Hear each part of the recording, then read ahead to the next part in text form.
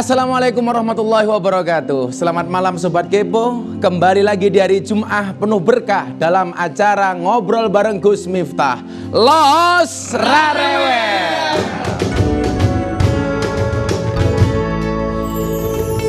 Ada sebuah cerita. Ada burung terbang tinggi. Enak-enaknya dia terbang, jatuh. Kebetulan jatuhnya di kubangan. Begitu dia jatuh di kubangan, merasa tubuhnya kedinginan.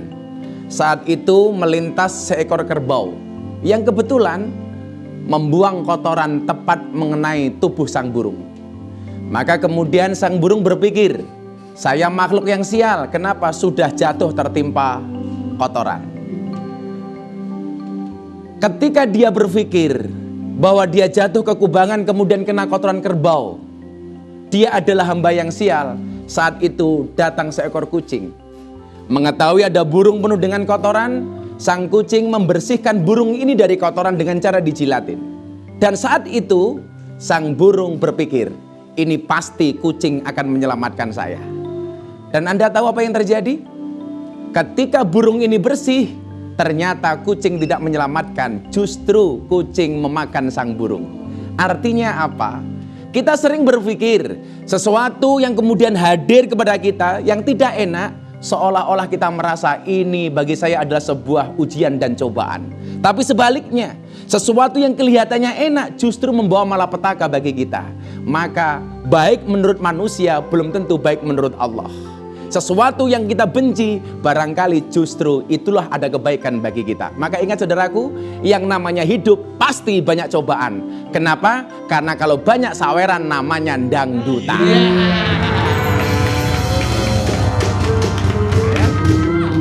Kalau banyak cucian namanya laundryan. Maka ingat,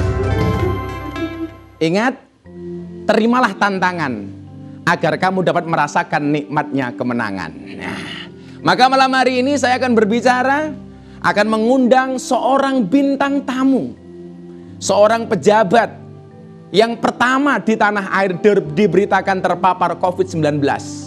Setelah lebih dari 1 bulan menjalani perawatan, kini beliau telah kembali berkarya. Siapakah tamu saya malam hari ini? Kita lihat kisahnya dalam tayangan berikut ini.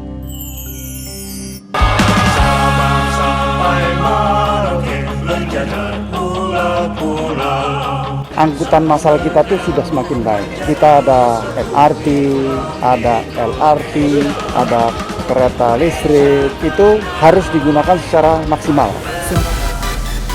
Pembangunan harus diarahkan untuk menghasilkan manfaat nyata untuk masyarakat. Wujudkan asa, majukan Indonesia.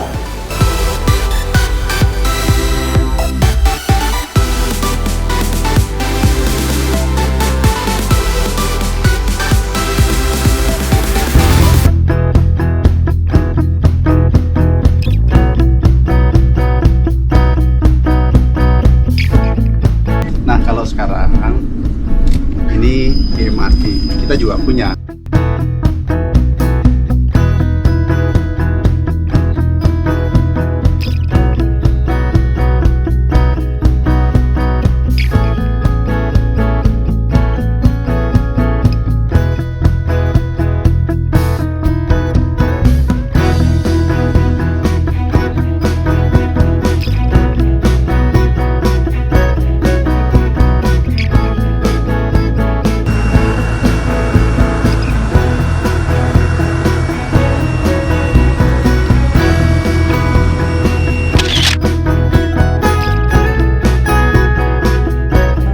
Kita sambut bintang tamu saya malam hari ini, Menteri Perhubungan Budi Karya Sumadi.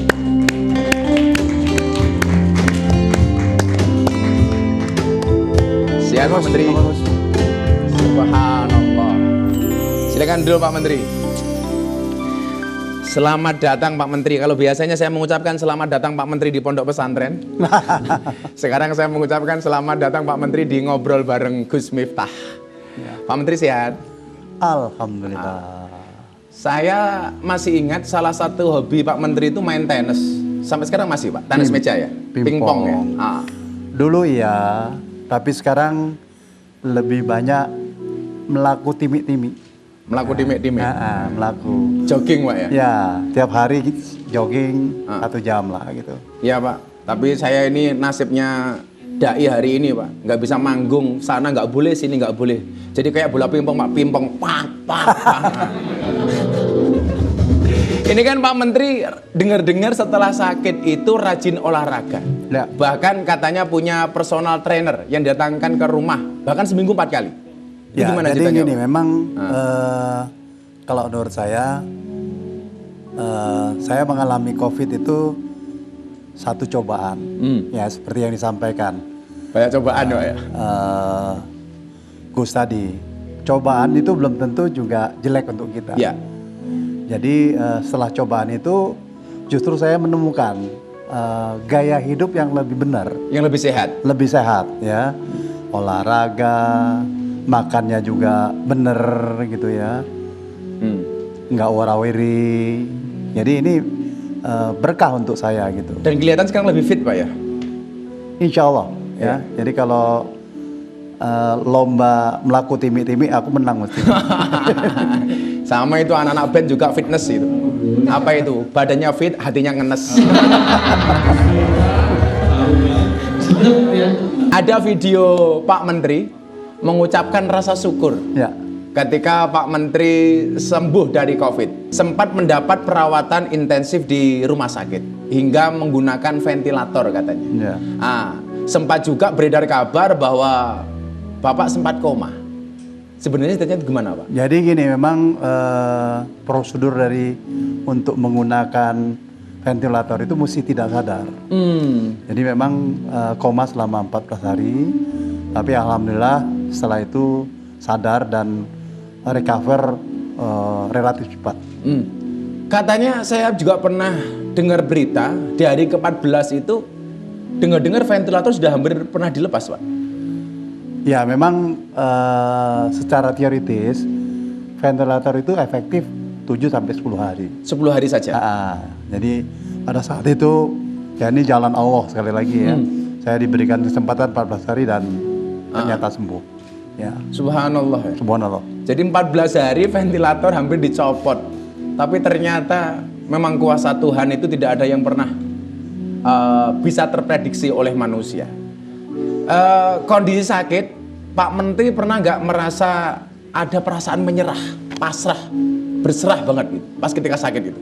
Saya itu rasanya nggak pernah merasa menyerah ya. Bahkan saat saya tidak sadar tuh mimpinya mau jadi penerbang. Itu pas sakit masih mimpi? Ya mimpi ya, penerbang, pengen jadi penerbang ATR waktu itu ya. Tapi setelah begitu saya sadar, yang saya ingat tuh ajudan sama Pak Erik.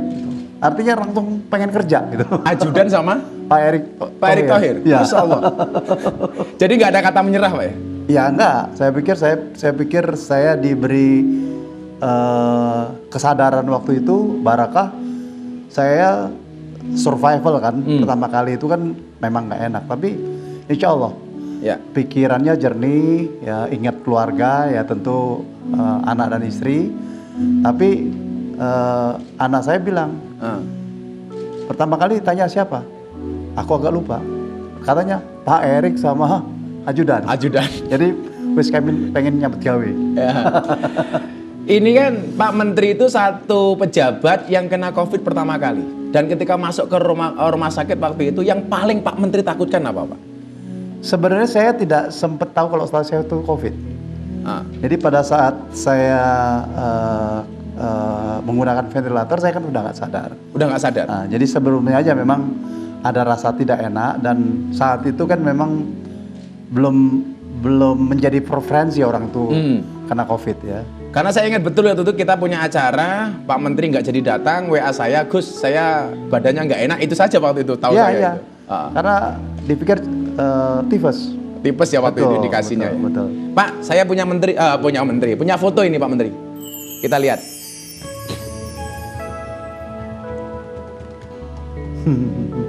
Masya Allah. Ya.